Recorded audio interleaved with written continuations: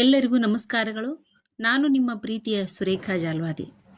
ಇವತ್ತಿನ ದಿನ ನಾನು ನಿಮಗೆ ವಿದ್ಯಾರ್ಥಿಗಳ ಬೀಳ್ಕೊಡುಗೆ ಸಮಾರಂಭದ ಭಾಷಣವನ್ನು ಮಾಡುತ್ತಿದ್ದೇನೆ.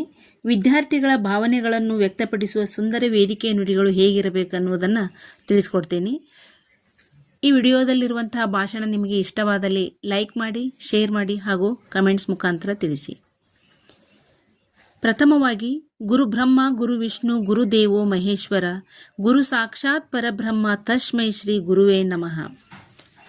ಪ್ರಥಮವಾಗಿ ನಮ್ಮ ಆರಾಧ್ಯ ದೈವವಾದ ಶ್ರೀ ಕಾಶ್ಕತೇಶ್ವರ ಶಿವಯೋಗಿಗಳನ್ನು ನನ್ನ ಮನದಾಳದಲ್ಲಿ ನೆನೆಯುತ್ತಾ, ಈ ವೇದಿಕೆಯ ಮೇಲೆ ಆಸೀನರಾಗಿರುವ ನನ್ನ ಪ್ರಧಾನ ಗುರುಗಳೇ, ಅಧ್ಯಕ್ಷರೇ, ಅತಿಥಿಗಳೇ ಹಾಗೂ ನನ್ನ ಪ್ರೀತಿಯ ಗುರುವೃಂದವೇ ಹಾಗೂ ನನ್ನ ಸಹೋದರ ಸಹೋದರಿಯರೇ, ಎಲ್ಲರಿಗೂ ನನ್ನ ನಮಸ್ಕಾರಗಳನ್ನು ತಿಳಿಸುತ್ತಾ, ಬರಿದಾದ ಬುರುಡೆಯಲ್ಲಿ ವಿದ್ಯೆಯ ಬುದ್ಧಿ ಶಕ್ತಿ ತುಂಬುತ್ತಾ ಕತ್ತಲೆಯ ದಾರಿಯಲ್ಲಿ ಬೆಳಕಿನ ಜ್ಯೋತಿ ಬೆಳಗಿದ ಗುರುಗಳೇ, ನಿಮಗೆ ವಂದನೆಗಳು.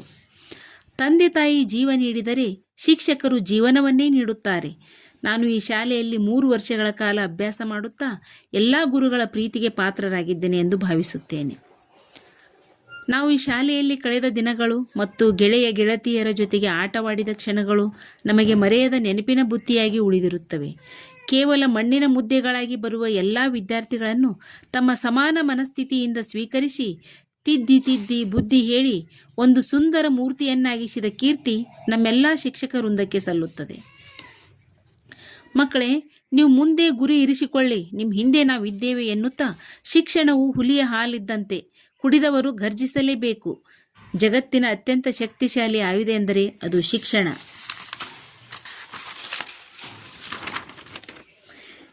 ಯಾರೂ ಕದಿಯದ ಸಂಪತ್ತನ್ನು ಗಳಿಸಲು ಮುಗ್ಧ ಮನಸ್ಸುಗಳಲ್ಲಿ ಅಕ್ಷರವನ್ನು ಬಿತ್ತಿ ಮಕ್ಕಳ ಭವಿಷ್ಯಕ್ಕೆ ಬೆಳಕನ್ನು ಚೆಲ್ಲುವ ಏಕೈಕ ಶಿಲ್ಪಿಗಳು ಎಂದರೆ ಅವರೇ ನಮ್ಮ ಶಿಕ್ಷಕರು.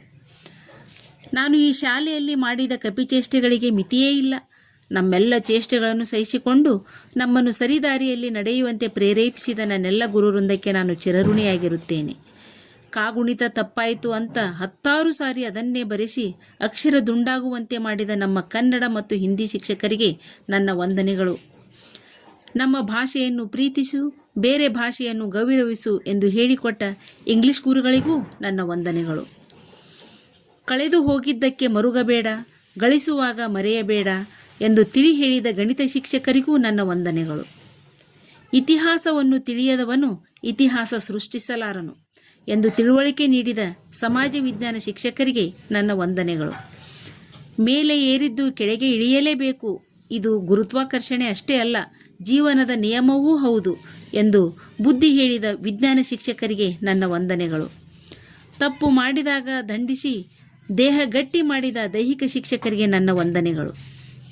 ತಂದೆಯ ಕೋಪ ದಾರಿ ತೋರಿಸುತ್ತದೆ, ತಾಯಿಯ ಕೋಪ ಹೊಟ್ಟೆ ತುಂಬಿಸುತ್ತದೆ, ಗುರುವಿನ ಕೋಪ ವಿದ್ಯೆ ಕಲಿಸುತ್ತದೆ, ಶತ್ರುವಿನ ಕೋಪ ಚಾಣಾಕ್ಷತೆಯನ್ನು ಕಲಿಸುತ್ತದೆ ಎಂಬ ಮಾತಿನಂತೆ ನಿಮ್ಮೆಲ್ಲರ ಮಾರ್ಗದರ್ಶನದಂತೆ ನಡೆಯುತ್ತಾ ಉತ್ತಮ ಅಂಕಗಳನ್ನು ಗಳಿಸಲು ಶ್ರಮಿಸುತ್ತೇನೆ ಎಂದು ಹೇಳಿ ನನ್ನ ಚಿಕ್ಕ ಭಾಷಣವನ್ನು ಮುಗಿಸುತ್ತೇನೆ. ಜೈ ಹಿಂದ್, ಜೈ ಕನ್ನಡಾಂಬೆ.